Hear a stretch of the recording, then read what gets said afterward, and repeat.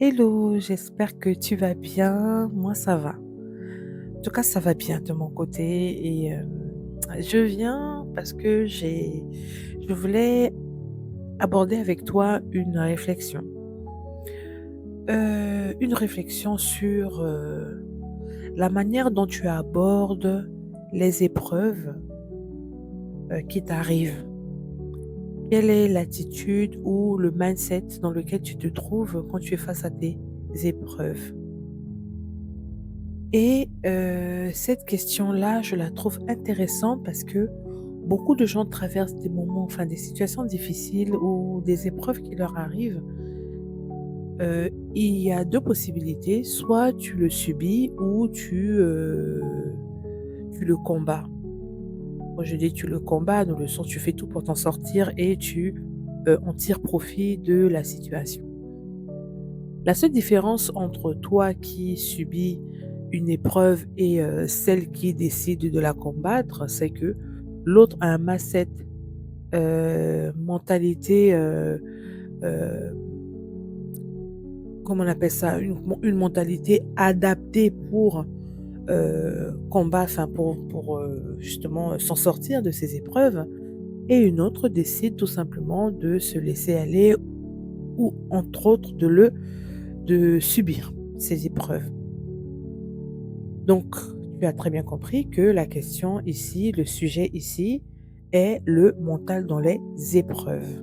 Sujet très intéressant, heu, voilà, qui touche tout le monde, mais qui aujourd'hui est très important parce qu'en fonction de la manière dont tu abordes tes épreuves dans la vie, fera de toi une personne forte, résistante ou une personne, faible.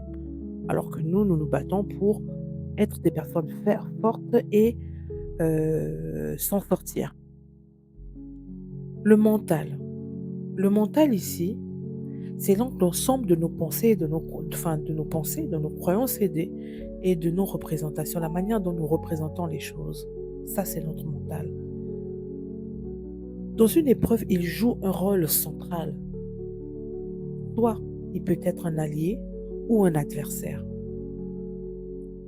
Alors, quand il est allié, il apporte la lucidité, le courage et la persévérance. Tu t'accroches parce que tu te dis que dans cette épreuve, tu vas t'en sortir.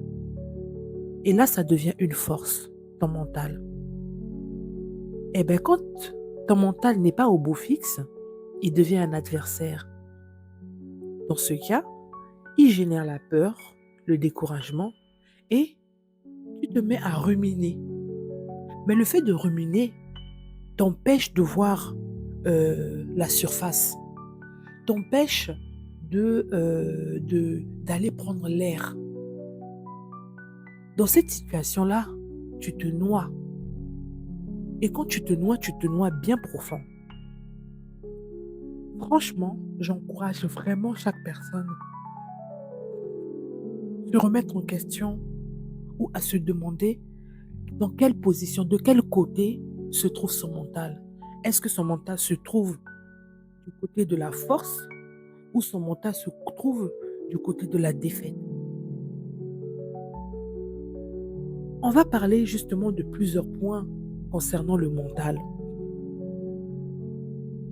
Le mental nous permet de traverser des épreuves. Le mental nous permet de traverser les épreuves.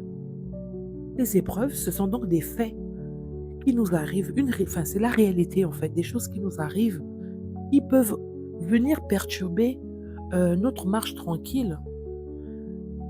Mais ça ne vient pas que perturber, ça vient aussi pour révéler aussi peut-être notre capacité ou notre capacité à être endurant dans la vie. Je pense que les épreuves nous servent tout simplement à montrer notre capacité à être résistant, à être fort, notre capacité à s'en sortir. Finalement, dans la manière dont je l'évoque, je pense que ce n'est pas, c'est une manière positive de voir les choses.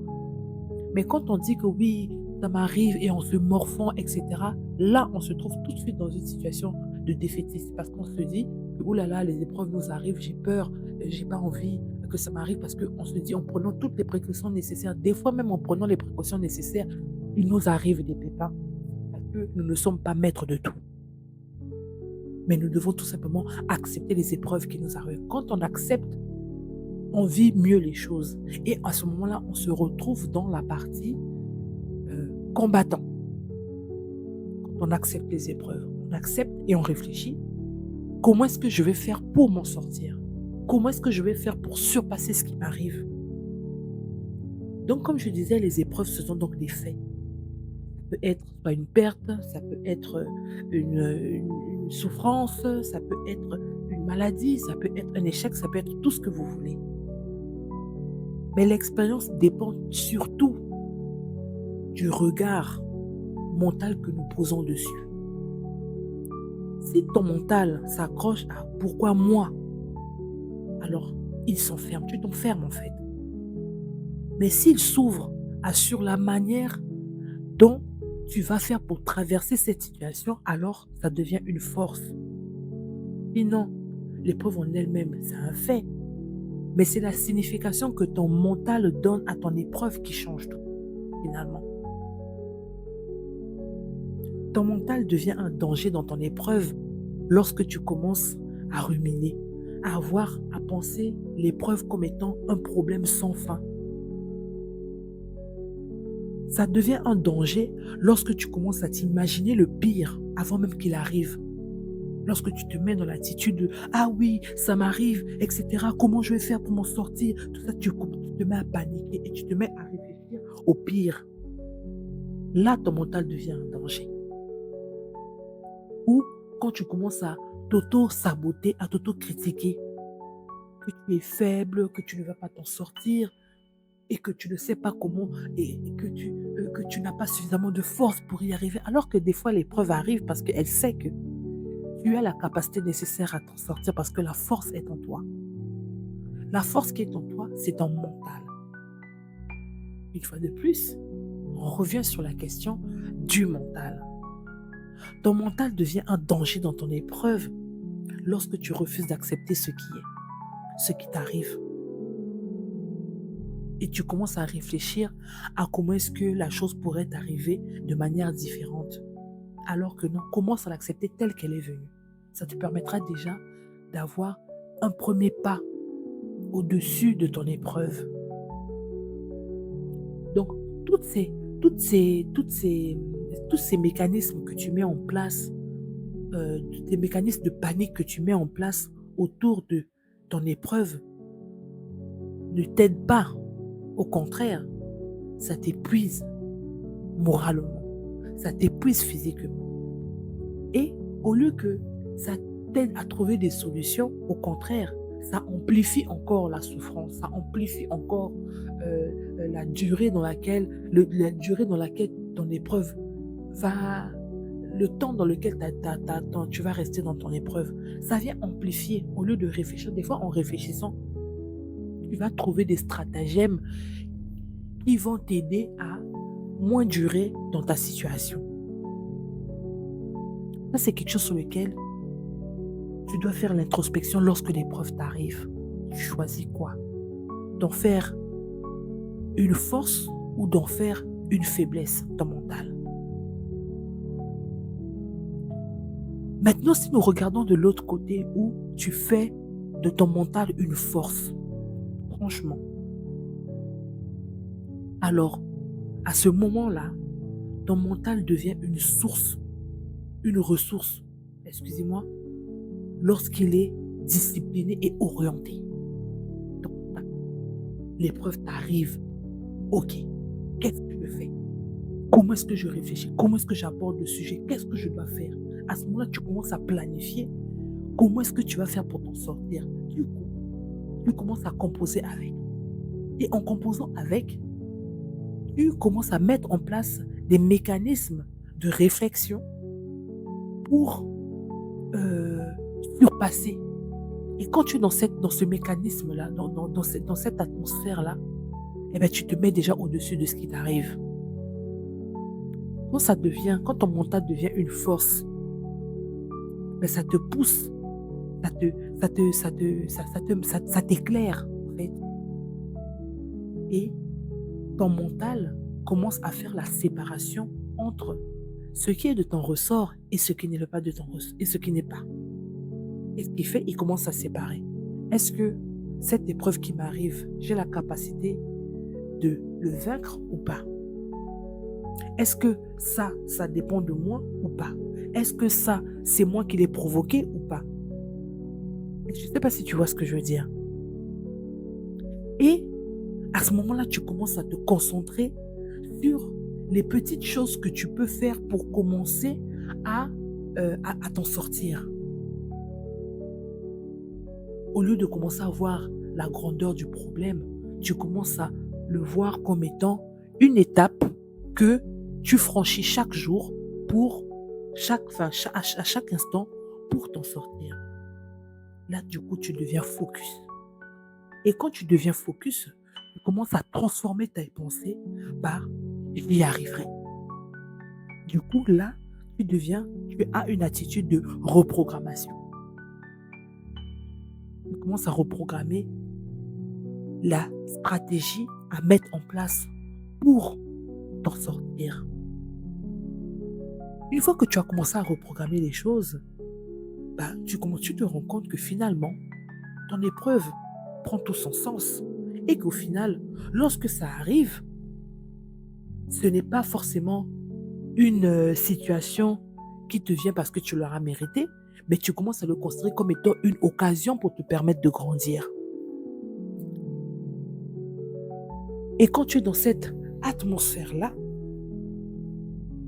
et tu ne peux pas t'imaginer la capacité à laquelle tu donnes à ton épreuve ou la force que tu donnes à ton mental pour combattre avec toi dans cette épreuve.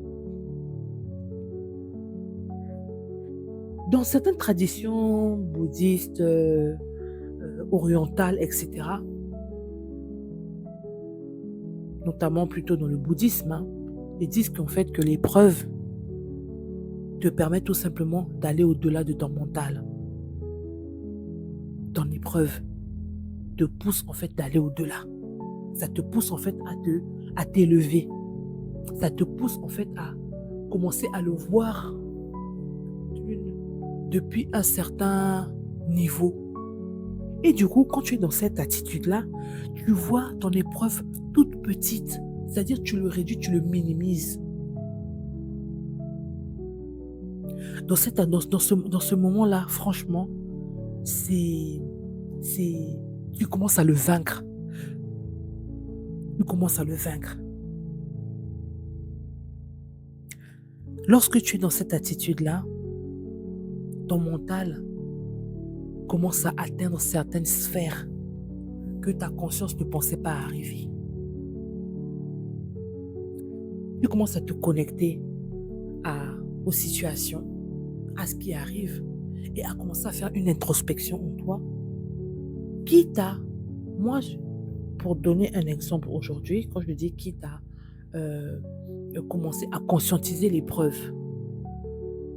Moi, quand les situations m'arrivent, des fois, effectivement, ça nous arrive parce que quand c'est un peu trop gros, un peu trop lourd à porter, une situation de panique directe, mais j'apprends à le travailler et à développer mon mental afin que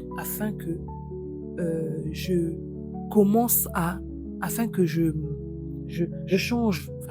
changer de mentalité pour m'aider à faire face à ces épreuves parce que j'ai fini par comprendre que les épreuves qui m'arrivent, ou soit je l'avais déjà compris, mais aujourd'hui, c'est vrai qu'avec le fait que je me suis lancée dans l'entrepreneuriat, etc., je commence à comprendre l'importance d'avoir un mental fort. Je commence à comprendre l'importance d'être du côté du combattant. Je commence à comprendre l'importance d'avoir un mental d'acier. Parce que si tu n'as pas un mental, tu ne vas pas t'en sortir. Et comme je veux m'en sortir, je suis obligée d'élever mon mental. Vous voyez?